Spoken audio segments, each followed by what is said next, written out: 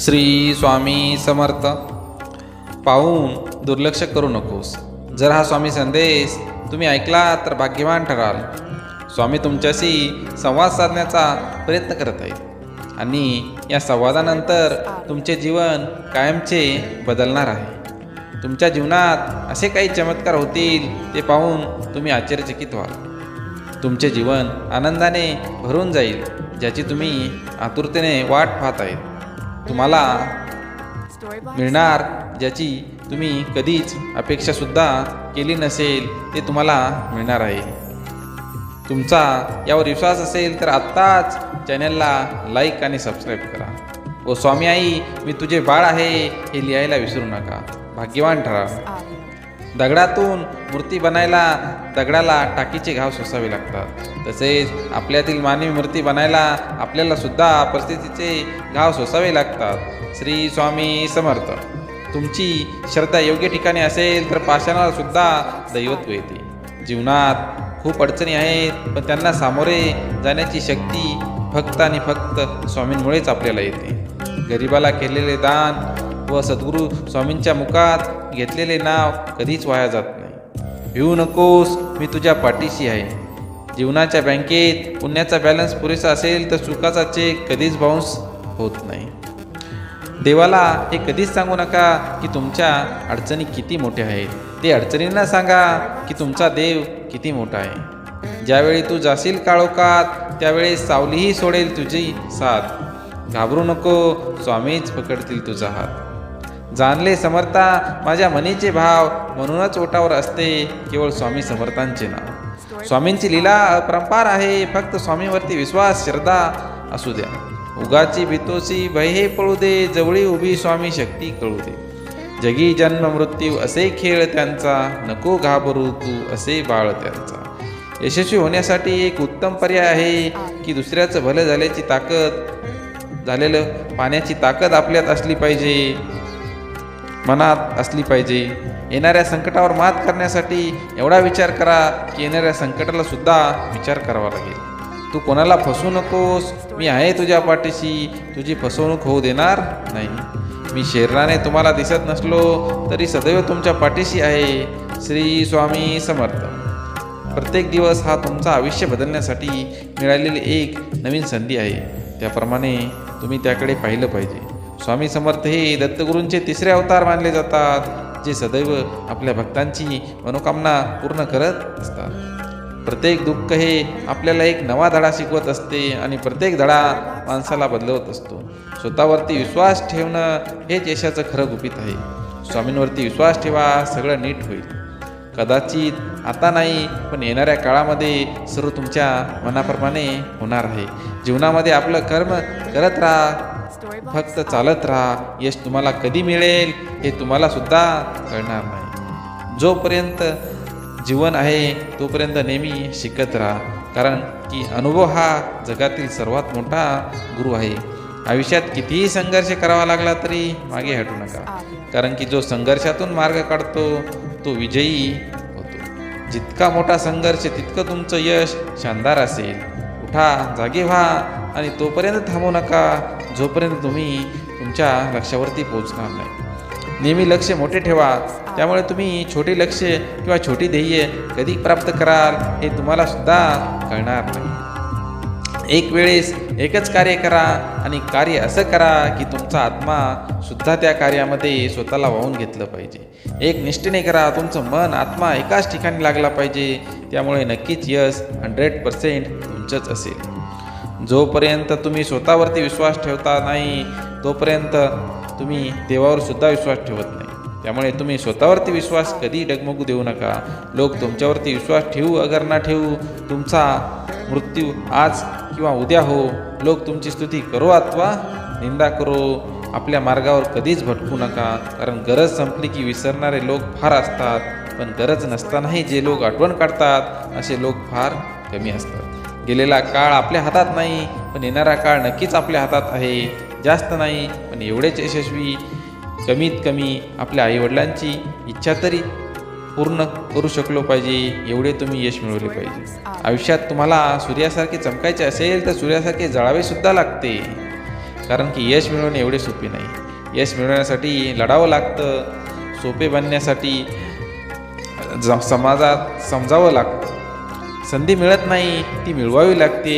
जेवढे तुम्ही कठीण काम कराल तेवढं यश तुमच्या मागे येईल. प्रत्येकाला पहिल्या प्रयत्नात यश मिळेल असं नाही. त्यामुळे तुम्ही जेवढ्या वेळेस हराल तेवढ्या वेळेस जोमाने पुन्हा पेटून उठा. यश मिळेपर्यंत थांबू नका. आयुष्य म्हणजे पत्त्यांचा खेळ. चांगले पान मिळणं आपल्या हातात नसतं, पण मिळालेल्या पानावरती चांगला डाव खेळणं हे आपल्या हातात असतं. एकदा गंगेला विचारलं, तुझ्या पाण्यात आंघोळ केली की सगळे पाप धुतली जातात, तू त्या पापाचं काय करतेस? गंगेने उत्तर दिलं, मी ते सर्व समुद्रामध्ये नेऊन सोडते. समुद्राला विचारण्यात आलं, गंगेनं तुझ्यामध्ये आणून सोडलेल्या पापाचे तू काय करतोस? तर समुद्र देवाने उत्तर दिलं की मी हे सगळ्यांना ढगामध्ये सोडतो. त्यानंतर ढगाला विचारण्यात आलं की तू समुद्र देवाने दिलेल्या पापांचं काय करतोस? त्यावेळी ढगाने उत्तर दिलं की ती मी पुन्हा पावसाच्या स्वरूपात त्यांच्या घरावरती नेऊन टाकतो. लक्षात घ्या, कालचक्र असेच आहे. तुम्ही जे करणार तेच तुम्हाला मिळणार आहे. समाधानी राहा, भाग्यवान ठराल. तुम्हाला जसे ठेवले त्याप्रमाणे राहा. ठेविले अनंते तैसेची राहावे चित्ती, असावे समाधान. श्री स्वामी समर्थ. श्री स्वामी समर्थ. देव म्हणतो, प्रिय मुला, मला माहीत आहे की या जगात कुठेतरी तुझी स्वप्ने आहेत, जी पूर्ण करण्यासाठी तू शांत बसून विचार करतोस आणि दररोज माझे ऐकतोस. आज मी तुम्हाला ही स्वप्ने पूर्ण करण्यासाठी शक्ती देणार आहे. ती शक्ती तुमच्या आर्थिक, मानसिक आणि शारीरिक कोणत्याही स्वरूपात असू शकते. आज माझे नीट ऐका. जरी तुम्हाला माझे मेसेज आवडत नसेल तरी ते ऐकल्यानंतर तुम्हाला मिळणारी अलौकिक शक्ती तुम्हाला जाणवेल. मग कशाचाही विचार न करता जगाच्या प्रत्येक समस्येकडे दुर्लक्ष करून फक्त हा संदेश मनापासून ऐकत राहा आणि तुमची एक मोठी इच्छा पूर्ण झालीच म्हणून समजा. तुमच्या मनातील सर्व काही स्वामी समर्थ जाणतात. ते पूर्ण केल्याशिवाय राहणार नाहीत. मी देव आहे आणि मी तुझ्यावर प्रेम करतो. तू जर निस्सीम स्वामी भक्त असशील तर स्वामी आई मी तुझे बाळ आहे ही कमेंट टाकायला विसरू नकोस. तुम्ही जर निस्सीम स्वामींचे भक्त असाल, सेवेकरी असाल तरच हा व्हिडिओ पहा, अन्यथा हा व्हिडिओ पाहू नका. भिवू नकोस, मी तुझ्या पाठीशी आहे. जीवनाच्या बँकेत पुण्याचा बॅलन्स पुरेसा असेल तर सुखाचा चेक कधीच बाउन्स होणार नाही. अशक्यही शक्य करतील स्वामी. फक्त तुम्ही स्वामींवरती विश्वास ठेवा, स्वामी नामाचा जप करा. स्वामींवरती सर्व आपल्या समस्या, आपल्या इच्छा स्वामींवरती सोडून द्या. स्वामी आपोआप त्या पूर्ण करतील आणि निश्चितच तुम्हाला या संकटामधनं, येणाऱ्या संकटामधनं स्वामी तुम्हाला वाचवतील. खूप अडचणी आहेत जीवनात, परंतु त्यांना समोर जाण्याची शक्ती फक्त स्वामींमुळेच येते. गरिबाला केलेले दान आणि सद्गुरू स्वामींच्या मुखात घेतलेले नाव कधीच वाया जात नाही. देवाला हे कधी सांगू नका की तुमच्या अडचणी किती मोठ्या आहेत. ते अडचणींना सांगा की तुमचा देव किती मोठा आहे. जाणीव ठेव, शुद्ध मनाशी काय व्यर्थ बरळतो. कशाची असो भूक त्याशी तू पुढे काय ठेवितो. विश्वास ठेव, जिथे संपते मर्यादा तुझी तिथून साथ देतो मी. तू कर मत फिक्र जो हुआ नहीं, मैं करूँगा जो तू सोचा नहीं. हा एक जीवनाचे नश्वर स्वरूप जाणावे, निष्काम कर्म करावे.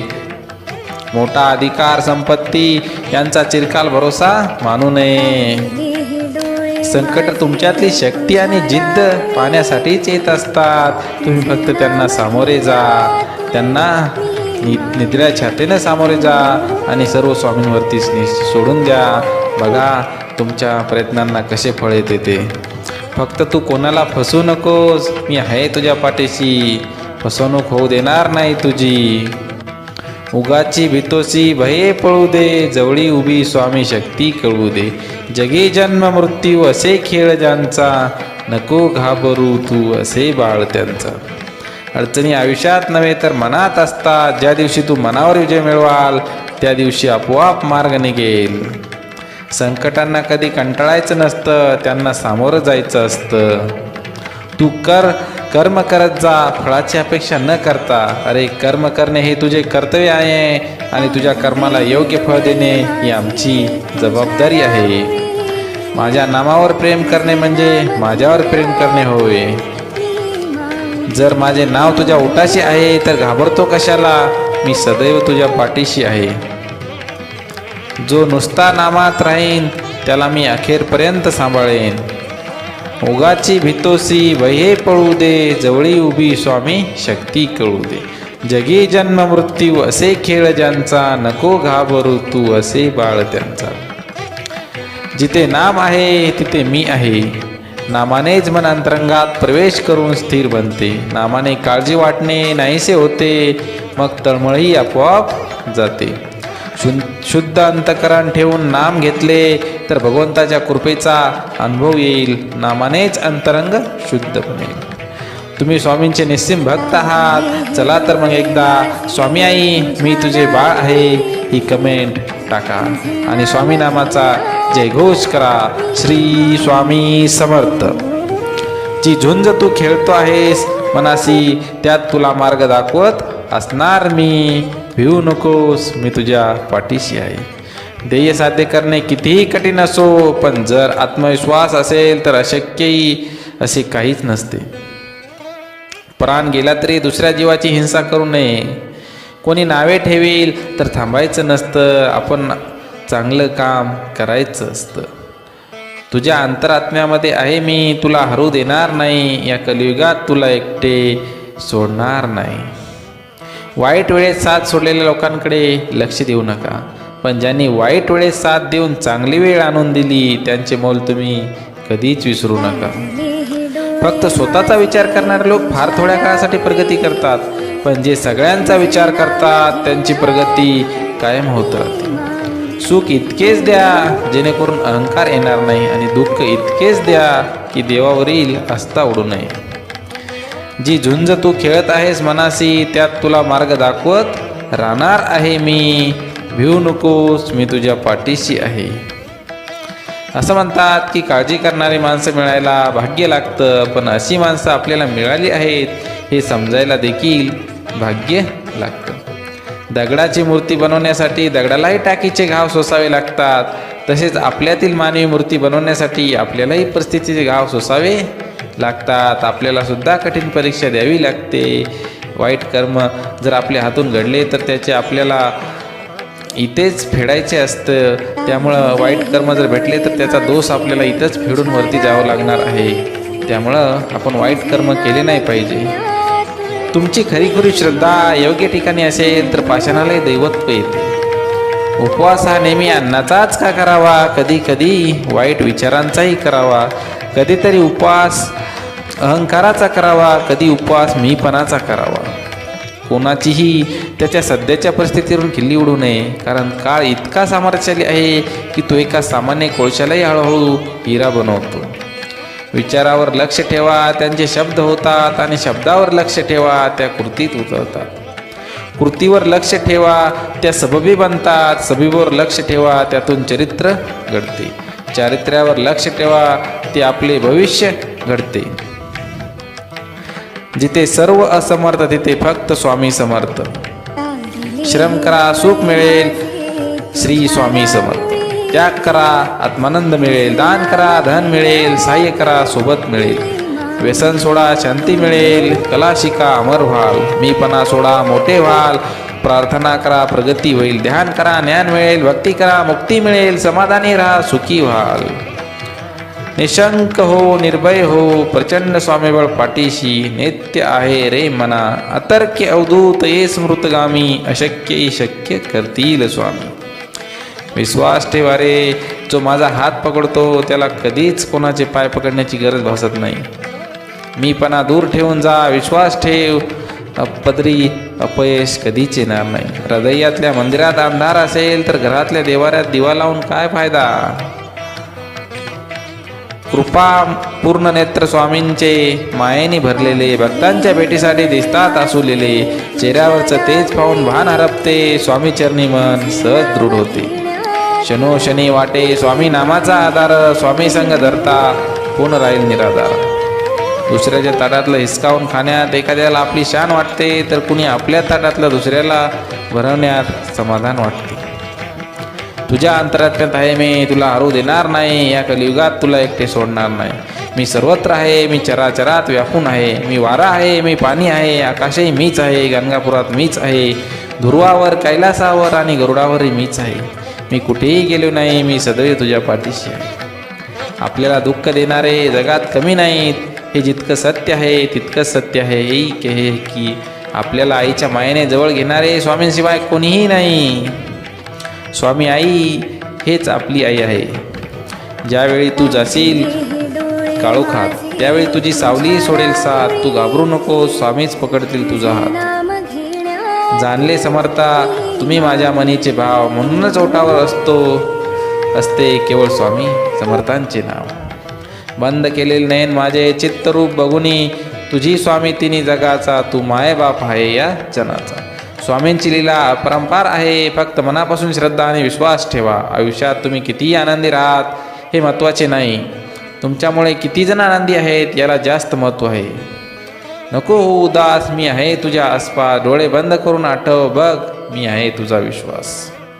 किती संकटे आली तरी स्वामींचा हात आपल्या खांद्यावर असावा आणि मृत्यू जवळ करता नाही माझा देह माऊलींच्या मांडीवर विसावा.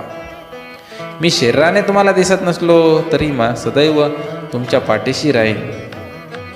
आपली इच्छा पूर्ण होणार हा विश्वास ठेवा आणि स्वामींवर निशंक सोपवा. कर्म करत राहा, फळ मिळणारच. सूर्य बोलत नाही, त्याचा प्रकाशच त्याचा परिचय देतो. त्याचप्रमाणे तुम्ही तुमच्याबद्दल काहीच बोलू नका, उत्तम कर्म करत राहा, लोकच तुमचा परिचय देतील.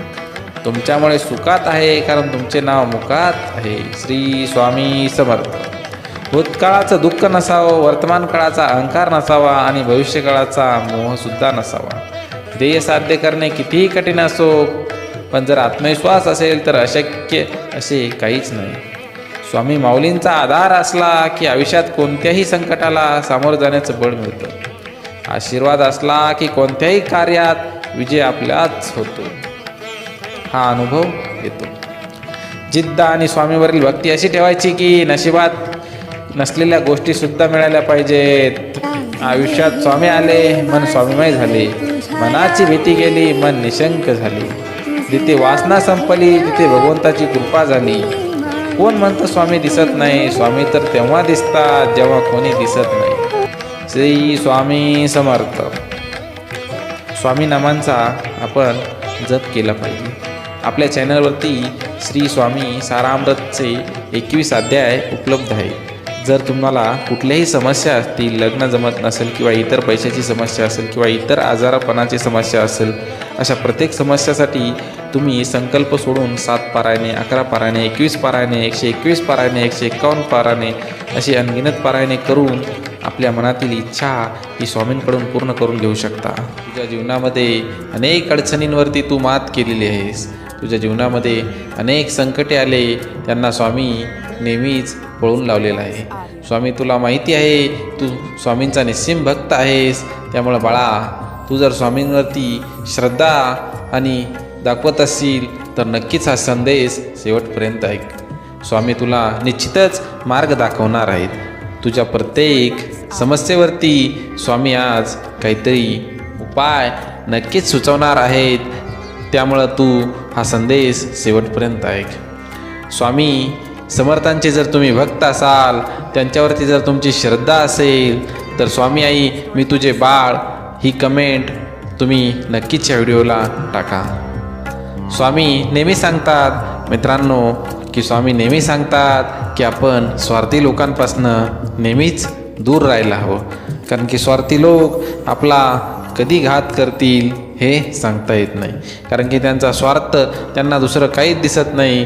जीवनामध्ये सत्य असत्य, पाप पुण्य यामध्ये त्यांना काहीच कळत नाही. कारण की ते फक्त आणि फक्त स्वार्थ एवढंच त्यांना माहिती आहे की आपला कसा फायदा झाला पाहिजे. दुसऱ्याचं काही होऊ, दुसऱ्याचं जे नुकसान होतं त्यांच्याकडे ते कधीच पाहत नाहीत. कारण की स्वतःच्या पोटावरती आपला कसा फायदा होईल, आपल्याला कसं मिळेल समोरची वस्तू, गोष्ट, पैसा याकडे त्यांचं लक्ष असतं.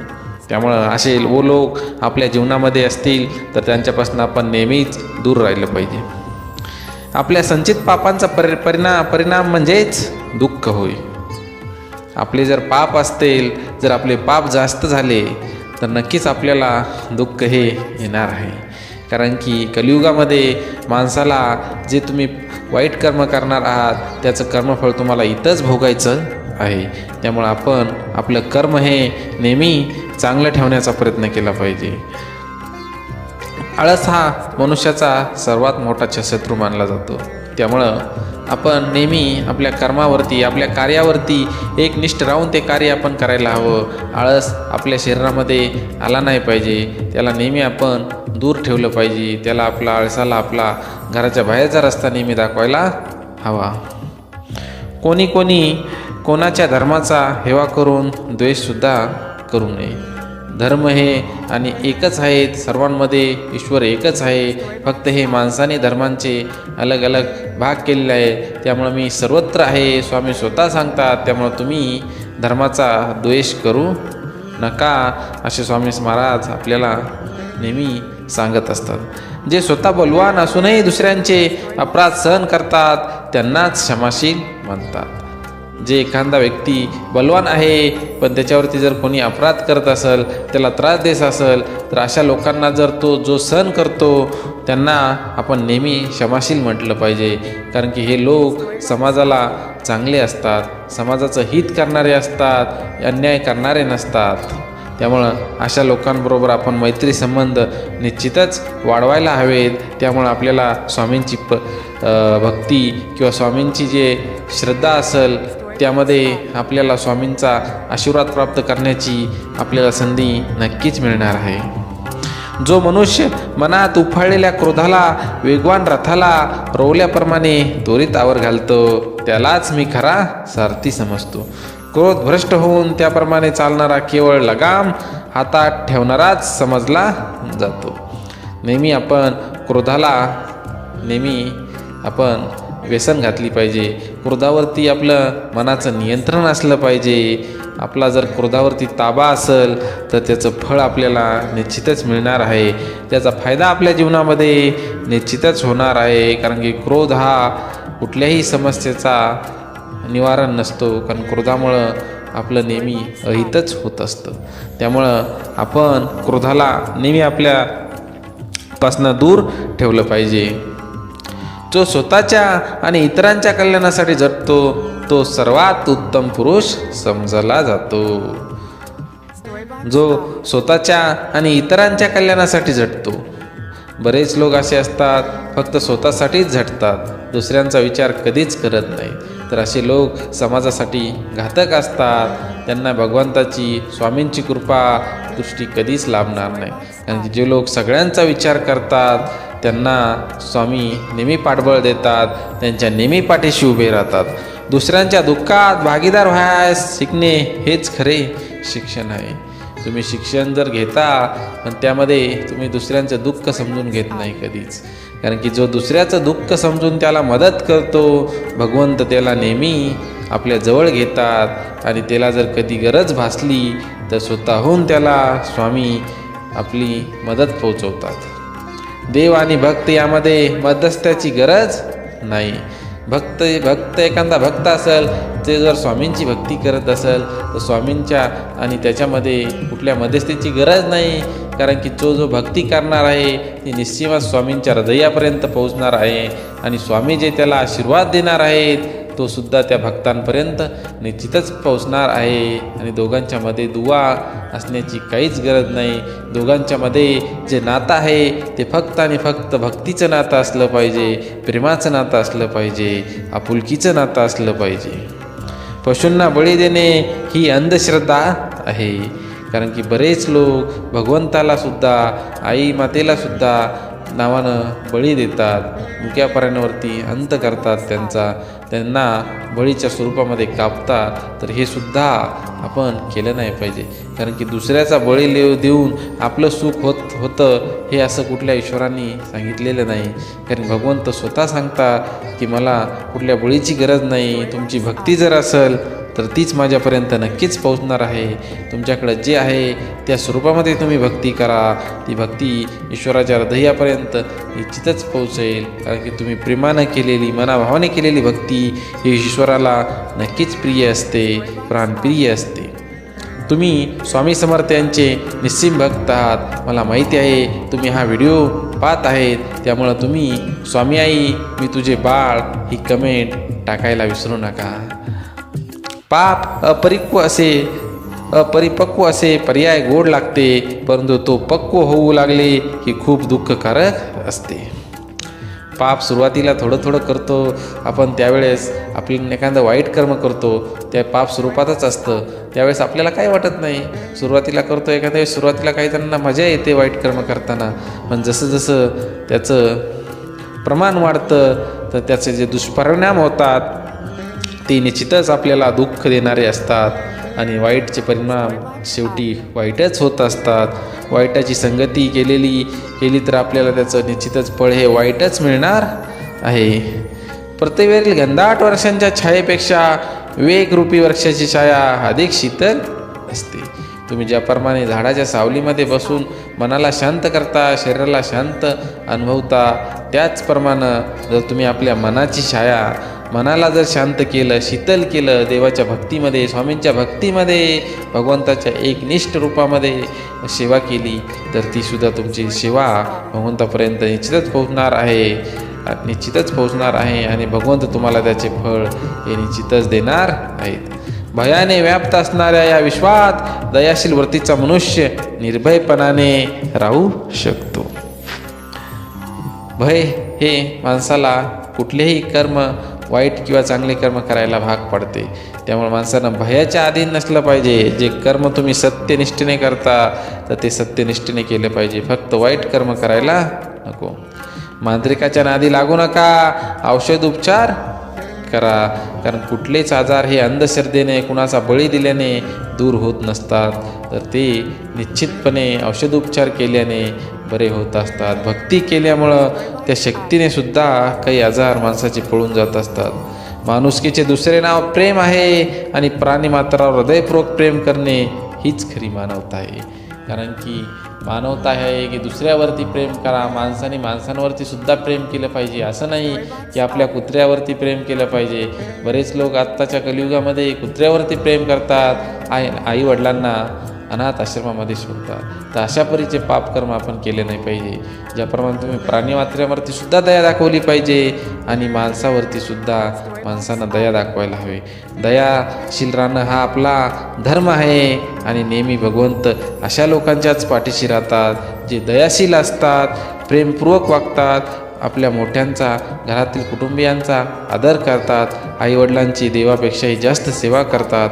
असे लोक निश्चितच विश्वामध्ये चांगले असतात आणि त्यांच्यावरती नक्कीच भगवंताचा आशीर्वाद त्यांना प्राप्त असतो.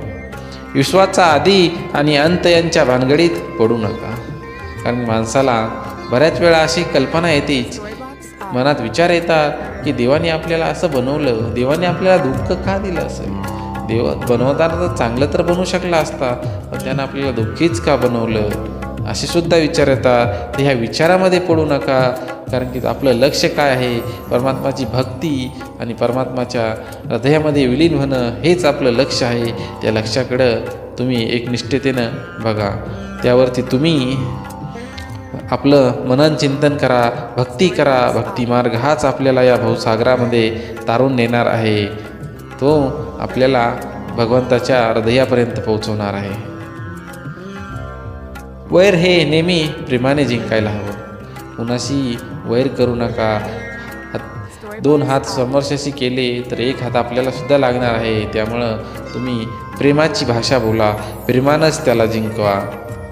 कुठल्याही समस्येचा वादविवाद, भांडणतंटा हे त्याचं उत्तर नाही, तर प्रेमानं तुम्ही कुठलेही भांडणतंटा मिटवू शकता. शरीर धर्म सगळ्यांना सारखेच आहे, त्यामुळे वर्णश्रेष्ठत्व मूर्खपणाचे आहे आणि माणसाने सगळी सारखीच आहे. कोणी लहान असेल, कोणी काळा असेल, कोणी गोरा असेल, कोणी बुटका असेल, तर कोणी वाळला असेल, कोणी पातळ असेल. कारण की हे भगवंतानं शरीर हे निसर्गाने दिलेले आहे आपल्याला, निसर्गाप्रमाणे आहे. कुणाचं शरीर छोटं मोठं असेल तर त्याप्रमाणे समोरच्याची चेष्टा नक्कीच तुम्ही करू नका, कारण की सर्व हे भगवंतानंच दिलेले आहे आणि भगवंत प्रत्येकाला हे देत असतं. निसर्गाप्रमाणे ते आपल्याला उपलब्ध होत असतं. त्यामुळे कुणाचाही अनादर करू नका, कुणालाही चेष्टेच्या स्वरूपामध्ये पाहू नका. सत्यपालन हाच धर्म आहे, बाकी सर्व अधर्म आहे. स्त्रियांना एक तऱ्हेचा नियम लागू करणे व पुरुषांना दुसरा नियम लागू करणे हा निव्वळ पक्षपातीपणा आहे. घरातील स्त्रियांचा नेहमी सन्मान करा, त्यांना सन्मानाने वागणूक द्या, त्यांच्यावर होणाऱ्या प्रत्येक अत्याचाराला विरोध करा. बघा, स्वामी समर्थ स्वामी आई नेहमी तुमच्या पाठीशी असणार आहे. स्वतःच्या हितासाठी काही लोकांनी काल्पनिक देव निर्माण केले आणि अखंड ही रचले. तुम्ही नेहमी स्वामी समर्थांच्या सेवेमध्ये विलीन व्हा. स्वामी समर्थांचे तुम्ही निस्सीम भक्त आहात, आम्हाला माहिती आहे. तुम्ही हा व्हिडिओ शेवटपर्यंत बघितला आहे, कारण की तुम्ही स्वामी समर्थांचे भक्त आहे. स्वामी आई मी तुझे बाळ हे कमेंटमध्ये लिहायला विसरू नका, कारण की स्वामींचा आशीर्वाद, स्वामी आईंचा आशीर्वाद नक्कीच तुम्हाला मिळणार आहे आणि तुमच्या मनातील जे वादळ आहे ते नक्कीच स्वामी आई शांत करणार आहे. चला तर मग जाता जाता तुम्ही जर आपल्या चॅनलला लाईक सबस्क्राईब केलेलं नसेल तर एकदा लाईक आणि सबस्क्राईब करून घ्या आणि आमचे व्हिडिओ नवनवीन अपडेट तुमच्यापर्यंत पोहोचण्यासाठी आमच्या या श्री स्वामी समर्थ माझी आई या चॅनलला सबस्क्राईब करायला विसरू नका. तसेच बेल आयकॉनला सुद्धा क्लिक करायला विसरू नका. धन्यवाद. श्री स्वामी समर्थ. अक्कलकोट निवासी पूर्णदत्त अवतार श्री दिगंबर श्री स्वामी समर्थ महाराज की जय. अवधूत चिंतन श्री गुरुदेव दत्त. श्री स्वामी समर्थ.